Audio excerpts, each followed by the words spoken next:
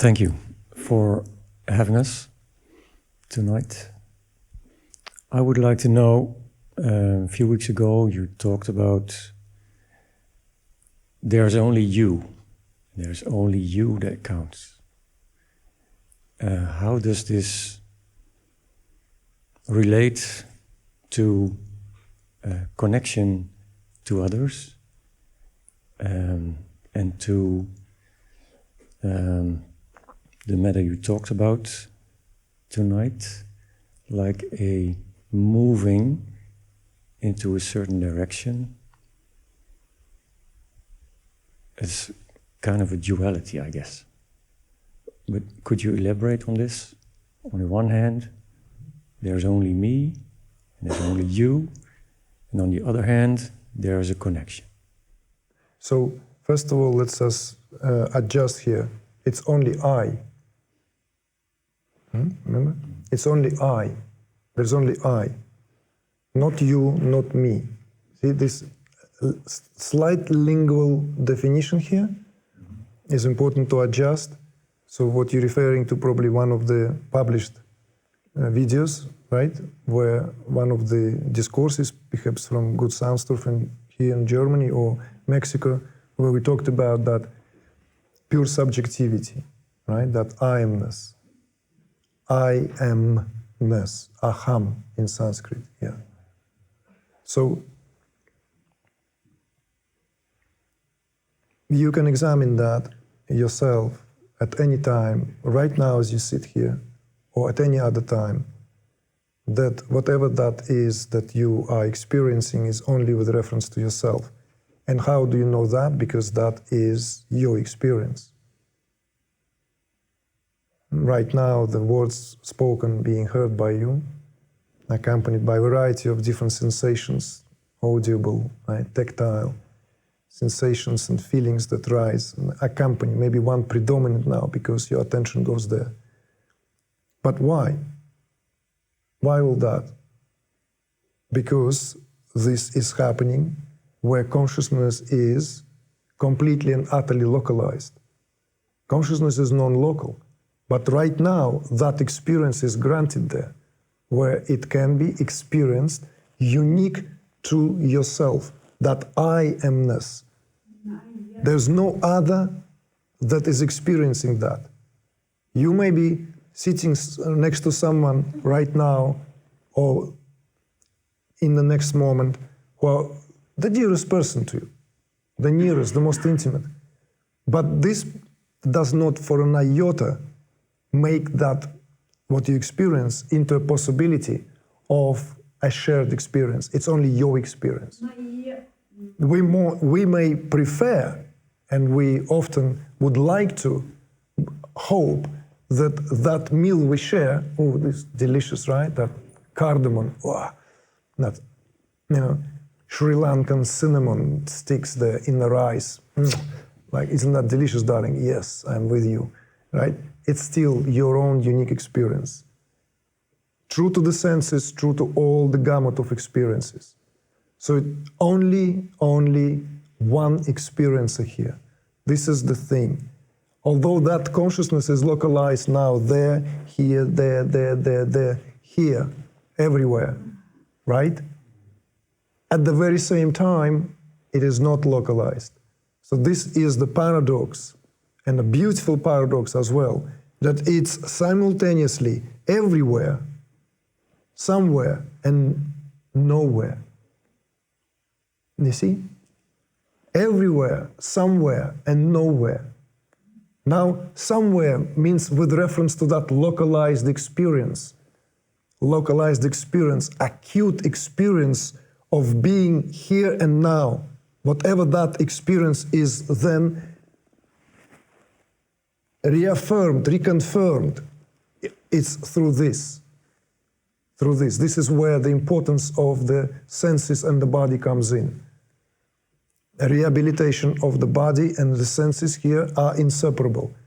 It is not I as a person who experienced that, but I as awareness.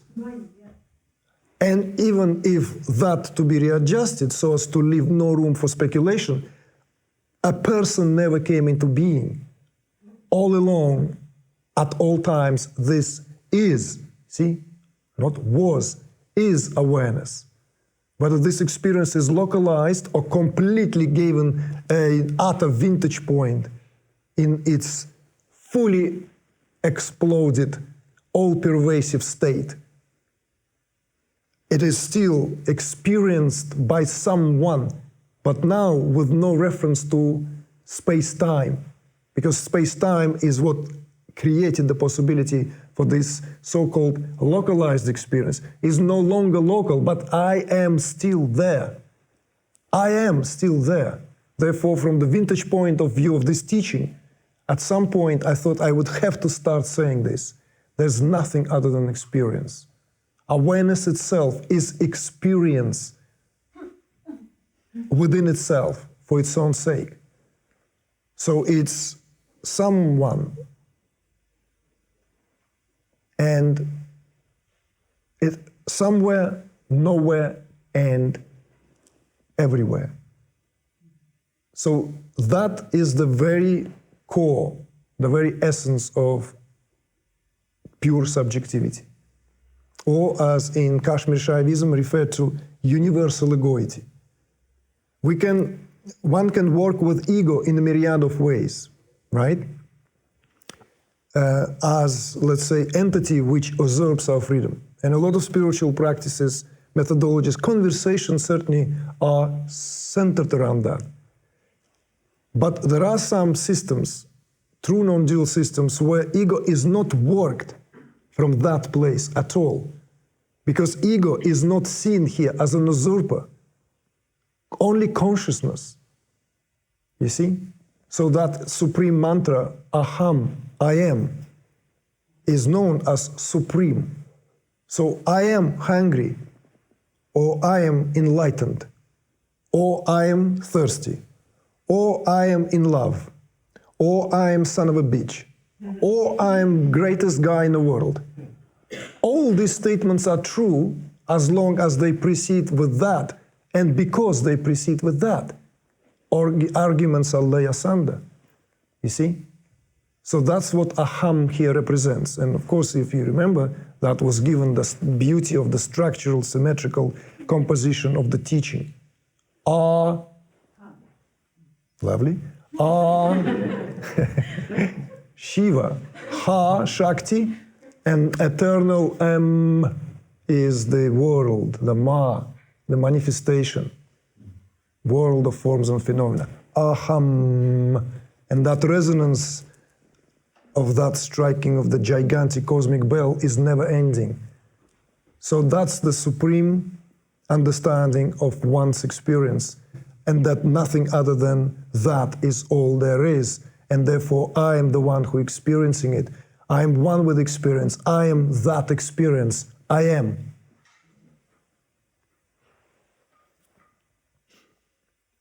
Therefore I said it is available at all times. It's not something that, it's available one moment and no longer available the next. It's only where the shift of attention within awareness itself, within that triad. If awareness is now on the resonance of the M, on the world, on that what Nara here person represents, fine. That's where consciousness finds itself. That's the supreme understanding. It's not that resonance and reverberation as the humming left in any way inferior from the source of the sound of that humming. You see? So this is also, in a way, this teaching can be spoken of as teaching of great integrity. It's reestablishing integrity to human life. To begin with, discarding the notion of human condition utterly, entirely, and completely. We can revisit that and go into this question in great depth, particularly when it comes to all the gamut of psychosomatic and psychological states which are undesirable. Traumas, suffering, pain, this and that, right? But at the moment, let's stay with that, let's say, perspective that nothing that we experience is outside of awareness as awareness chooses to experience itself. It's a devastating understanding. In fact, it should be devastating, because if it's not devastating, it means we're not fully grasping the essence of that, what it really represents. It means we're skimming the surface. Like I remember very well when I spoke to and this was actually shouted by some of the quantum physicists in despair, like, you know, about the bleep, and people talk about it. But I've heard that quantum physicists whom I've met saying that, admitting that, you know, like those with whom I had the privilege to interact on a personal level, that is a freaking understanding. The whole quantum physics, if it doesn't make someone to freak out, means they don't understand the thing. If it doesn't make them like, what the heck is going on, just agreeing like, no, means it's just skim the surface. In the same way here, there's nothing you can lay your head on. There's nothing you can stand on. Nothing that to actually work with or against. There's nothing, absolutely. That's the true definition of pure subjectivity. But what happens instead, of course, is that skimmed surface grasp into the concept only reinforces those parts that need to be loosened, reinforces that concept of whatever I do, whatever I experience, because that fits my understanding, fits my perspective of the world. You see? You can argue and say, well, isn't that Shiva in disguise? In any case, absolutely, no doubt about it. But does that provide one with what this should? Because this understanding must bring and restore this, what we began our conversation, because it's steeped in bliss. So the understanding should free some kind of contracted areas and allow that all-pervasive quality of bliss to take over. Because nothing that prior to that, what we were trying to work with or against, pushing against, trying to discard, undermine, with a variety of methodologies, variety of approaches, is actually not existent to begin with. It doesn't have any quality of its own whatsoever. All this is awareness, I-am-ness. And this I-am-ness is all there is. So therefore it is at once, I am only and one and the only. I am the one and the only. And that understanding, at the root of that understanding, connects me with everyone because no one left. In that I-am-ness, everyone is not a peripheral rays of my understanding. They are my understanding as the very epicenter of my I-am-ness. You see? So the connection here is not connection. Therefore, I debunked that term there and then, maybe not in that discourse in the following, but we talked about that. The word connection is in fact, a word without substance when it comes to this spiritual discourse. The word connection has no meaning. Connection has a meaning when there's a plug and we want light. We go and we plug in. But it has no meaning when we talk about awareness. When we talk about I-am-ness of the experience. There's nothing that connects something to something. Therefore, maybe at the time I gave analogy, it's like one fish boasting to another that I'm wetter in the ocean because I'm more connected. See? And another fish kind of reluctantly agrees, how can I get wet?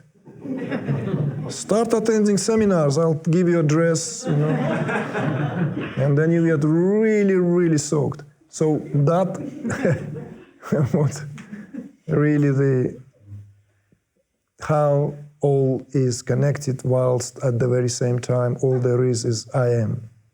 Because this I am doesn't leave room for other. The other here is on the account of me being able to perceive. And the act of perception is lit by that power, ignited, illumined by that power. That very power of recognition Whether I like it or dislike it, whether it's my cup of tea or not, totally different story.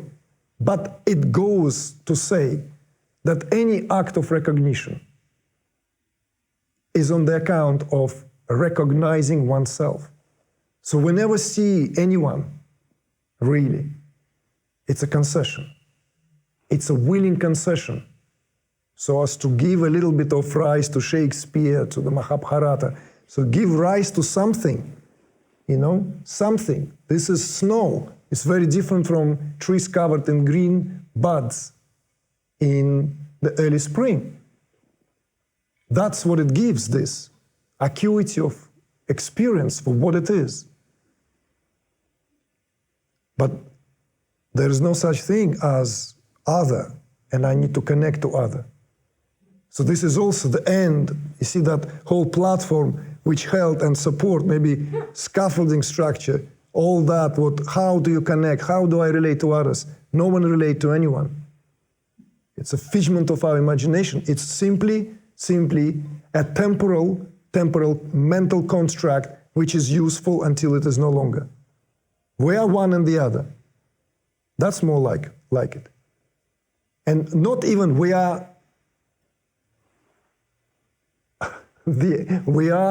each other. Not in that way. Not in that way. But in the only way.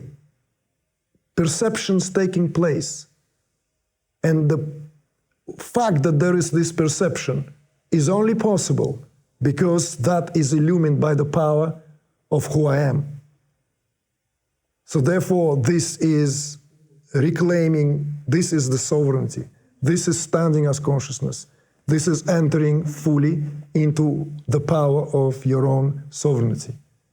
In that sovereignty, of course, is once it's fully stepped in willingly, dismantles all these outlived paradigms and concepts of me, other, even if the conversation and language has its course, has its rule, has its say, has its way. It's not like it depends how we want to act and interact. Someone willingly goes and continues the game whilst unperturbably established in that centrality of one's awareness as I am. And another may feel like now I will begin to disturb all this, and you will have this rascal, you will have this whatever, renegade, someone who will just begin to thwart that societal norms, and it doesn't matter. It makes no difference, you see? It's how it chooses to express itself. You meet, by definition, why were they called mystics? Why they were? Because they no longer wanted to play the game of the matrix rules and the game, you see? So there's none of such thing. Like, this is why a lot of people, a lot of folks have difficulty in terms of these so-called worldly morals, and they want to impose them onto the Atma's spiritual teaching, which is not one and the same. You cannot. We cannot. We will always fail. But to answer your question, it's just remember, it's whatever and wherever your own awareness chooses to fall, wherever it chooses to hold, that's what it is. The more you contemplate on that, the more you will see how there is this quicksilver-like quality to it. And that's, of course, where the mastery rises. You can be passionately engaged in this someone state, right? Being someone in that what is localized intensely and let go instantly. See?